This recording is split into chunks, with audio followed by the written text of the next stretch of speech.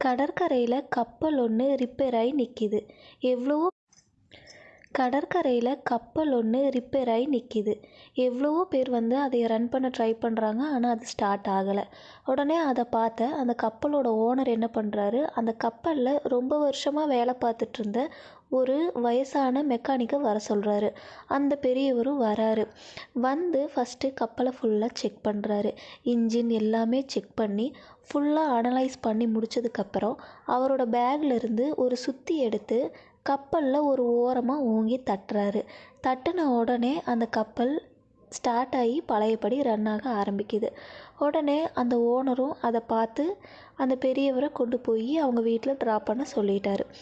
அடுத்த நாள் அந்த ஓனரு அந்த பெரியவருக்கு கூலி கொடுக்கறதுக்காக அவருக்கு ஒரு மெயில் அனுப்புகிறாரு.